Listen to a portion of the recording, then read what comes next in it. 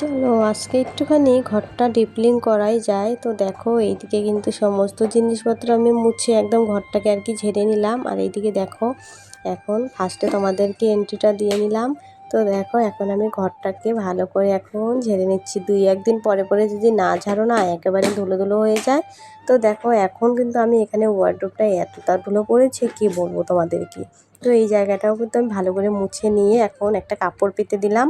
তো কাপড় পাতা থাকলে না তাহলে ওয়ার্ড্রোবটা সুন্দর আর কি নষ্ট হবে না। তো সেই জন্য আমি সবসময় একটা করে কাপড় পেরে দিই।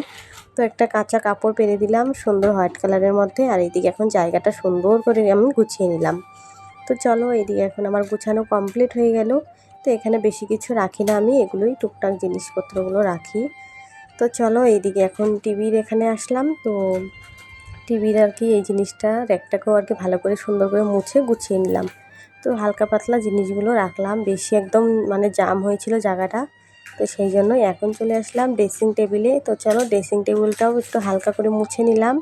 এইদিকে এখন লাস্টে এখন যেহেতু ঘর মুছবো, ঘরটাকে এখন ঝাড় দিয়ে সমস্ত কিছু আমার পরিষ্কার করা হয়ে গেছে। এখন আমি চাদরটাকে উঠিয়ে একটা কাঁচা একটা চাদর পেতে দেবো। তো খাটটাকেও মুছে নিলাম পরিষ্কার করে। তো চলো এখন আমি এই হোয়াইট কালারের চাদরটাকে পেতে নেব। তো এই চাদরটা আমার ভীষণই ফেভারিট একটা চাদর, খুব বেশ ভালো লাগে আমার কাছে। তো সেটাই পারলাম আজকে। তো চলো এদিকে এখন আমার ফাইনালি বিছানার চাদরটা আর কি পাতা হয়ে গেছে। তো বালিশের কভারগুলোও লাগিয়ে নিলাম।